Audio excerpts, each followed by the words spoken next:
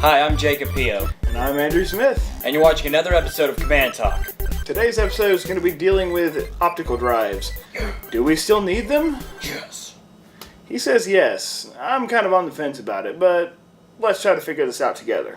Okay, so why do we use discs anyway? We use to hold our data. Mm-hmm. That's basically the main concept of disc, is to hold data. Yep. So, what are some of the different ways we use it to hold data? We use it for our music. Mm-hmm. We use it for our movies, such as DVDs, and even now recently with Blu-ray. We use it for Blu-ray movies as well, high-definition movies. And let's not forget about HD DVD, which lost a race to Blu-ray. It had a good fight, May it always be forgotten. Let's take a moment. Okay, that's long enough. Anyways, so we use it. We've used it in the past for quite a few things, but we've also noticed that a lot of disc-based medias are heading out the door.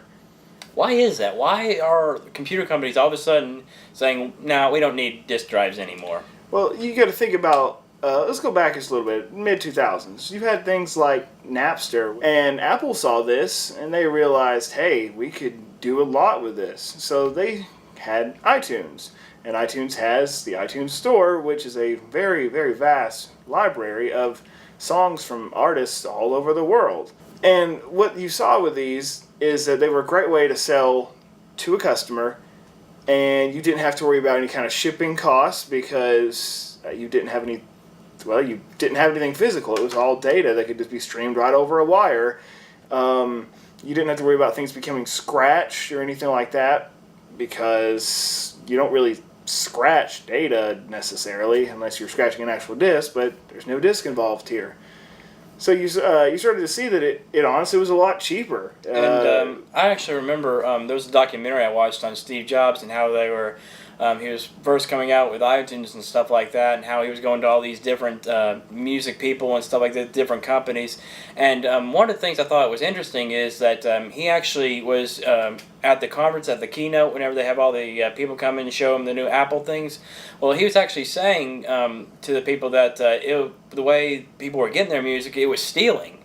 I mean, he was basically agreeing with how the music developers, he was saying this is stealing, and basically, laying it out, not trying to sugarcoat or anything, but the way he felt that music could be sold, how he said how you compete with free is if you make it easy. If you make it easy, people make the purchases, basically. That's very true. And so that's how he was able to develop like a one-click system where you click it and then it'll let you buy it and start downloading automatically. And so we saw that it was basically a new concept when we have online. You've had a few that had at the time. Like I said, you had things like Napster, but this was the first one that just made it so Napster easy and comprehensive. Napster was kind of like unreliable, really. It wasn't. Was it really?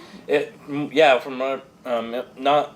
You didn't have it wasn't a standard of how That's iTunes true. is. It was kind of just free for all, and you get download, you get viruses and all that. But iTunes kind of changed that. It brought a standardized system of how download and get your music. And so, with bearing these things in mind, they decided, hey, let's see how this goes into the world, and they put it out, and it took the world by storm. I mean, well, they had the iPod to sell. They had. That's right. Apple thought, well, let's take our iPod and use iTunes as kind of a complement to it, because here's my iPod, well, why don't I just go ahead and purchase in the Apple Store and sync things straight to my iPod? Why should I take the time to pop in a CD, rip it, then add it to my iPod when I could just click download and add? And that's eventually how I don't remember the year, but it was kind of recently that they changed their icon because they were thinking, nobody rips music from discs anymore. They get it from iTunes, basically. So that's one of the reasons why they basically changed their logo to the new blue circle icon that you see nowadays. And of course, they didn't offer it just for the Macintosh users, but they also offered it for Windows users as well. So that was also able to make it more widespread across platforms. It was also a good way to get Apple into everybody's door. It basically brought Apple back. Because if you remember, years ago, Apple was just declining in sales versus Windows machines, and now when Steve Jobs came back, he basically brought Apple back. Yes, but that'd be something for another video. Exactly, the history of Apple. But let's get back to the discs. We still haven't really answered why is it that we would still need them today. I think it's kind of you know how we kind of like having something physical. We kind of like having it in our hand, right there, ready to go. And I think, I mean, that's kind of the way we were, with VHS. We had something physical in our hand. We can stick it in there, and we can always go back to it. And I think that's kind of the same way we have with disc. With digital, it's on. It's either a lot of they're pushing a lot of it for the cloud nowadays. It's all being put in the cloud. You don't know where it's at really. You just know if it's on the hard drive or at least with the disc, you have it physically in your hand. And I think that's one of the reasons why I don't think we need to go ahead and let it go just yet. That's very true, and I do agree with that. Many of us, we like to have something that works with our senses. We can see, touch, feel, smell. And it's also easy to share. If you think about it, you can easily take a disc from your house to someone else's house and play it. With digital, you gotta make sure you have like sharing rights and all that, and like set that up with a disc. You just take it over to a buddy's house, stick it in. You're watching a movie, listening to music right then and there. And if you'll notice, there are quite a few services now that will allow you to play your movies and things on other devices. For those of you that may remember, iTunes, when they first started, had a lot of DRM, digital rights managers, on all the songs, and you couldn't play them on other machines and stuff. But again, that'd be a story for another video. And the thing is, discs, I don't think, like VCRs, VHSs, we know that they're going to degrade over time and the quality's not going to look as good. But even though discs, they say that it has the same problem, it's not like something we've noticed. Unless, you go and scratch your disc or something like that, it's disc or scratch, you're still able to play it, years down the road. It still has that same digital quality. It is going to look the same. But now, I would also like to point out that I'd like to point out the convenience of these digital services. We have so many devices today that can hook up through HDMI or, well, that's pretty much it. You don't really see many devices that do composite or component anymore. And you can I could bring over my Mac and I could just hook it up to my friend's TV and we could be watching any movie in my library. I don't have to worry about whether or not my disc gets scratched.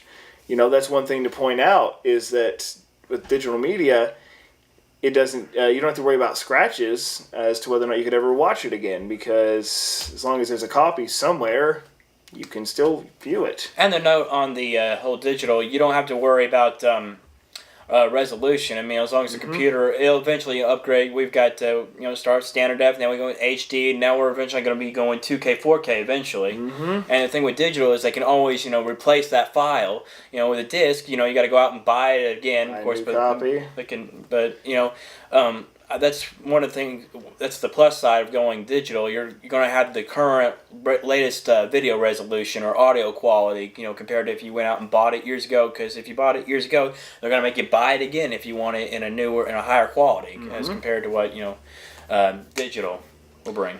That's true, and that's the thing about digital is I don't have to worry about constantly purchasing it over and over as the years go by. We went from cassette to CD to.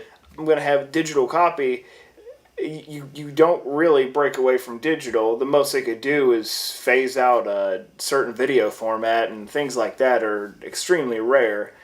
And most are made in the formats that we'll probably see, I don't know, probably for the next 100+ years. So long past our lifetimes anyways. So, and the thing is, like, even where I work at a TV station, and we archive our video on discs, so that way, if in the future, if we ever need to go and find a video clip for a certain story we're doing, we'll go, okay, well, here's the date of the disc was made, and we'll go and find that clip on that disc, and then we can bring it back in, and then, of course, the way, they're HD MXF files, it's a video format, and, we can do it that way, and that's how we store it over there. Now, if you think that's a lot of physical, that's eventually that would physically take up a lot of space, and that's one argument you have towards digital. It's you don't take up as much physical space as you would. Right. Digital. Instead of taking up this much space for 11 tracks, I could say take up. Something the size of a flash drive, maybe a 4 gig, and take 1,000 songs. It just depends. Depends on the size of the song and everything. It's, once you start to get rid of optical drives, you have more space for whatever in your machine. I think it's maybe just maybe my own fear of like having your stuff in the cloud. I think that's maybe like a lot of people would argue as far as at least with a disc, you know where it's at. If you store it somewhere, you know someone in in Russia or some other part of the world is going to be able to get access to what you have on a disc somewhere, unless it's plugged in. If it's somewhere like if it's a disc on a shelf somewhere, somebody's not going to be able to just hack into it and pull your content as compared to what a server or a cloud service storage base would be. Right, and sure, that is a valid argument, talking about cloud storage and stuff like that, but you also have to remember anything that's hooked up to where someone else can access it, somebody will find a way to hack into it, but that'd be a story for another day. Now, I'd like to go ahead and propose another argument for disk drives. Let's talk about heat. The less moving parts you have in a computer, the less heat you're going to generate. That's why I would like to say my Mac stays so cool, is I don't have an internal disk drive. Now, I was a bit disappointed at first, but then whenever I purchased one of these, I realized I was fine with it. I don't use it all the time, so why take up the space and generate the heat inside the machine when I could just generate it externally?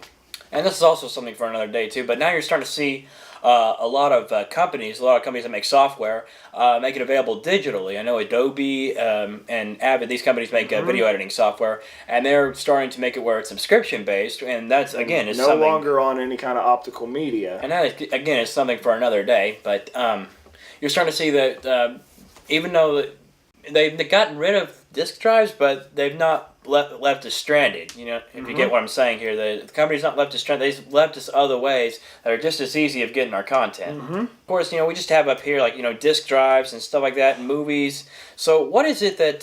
So what are your thoughts on it? That's what we want to know right now. What do you think? Do we still need optical drives? Do we still need disk drives, or would you rather see everything just go digital? And how do you think they should go? Should we just cut people off? Should we have a slow process, slowly just like it's been going, to slowly fading out the need for any kind of CDs? What do you think about it? Leave a comment in the section below, and of course find us on Facebook, and just let us know. And we want to thank you for watching this episode of Command Talk. Thank you very much. Have a good day.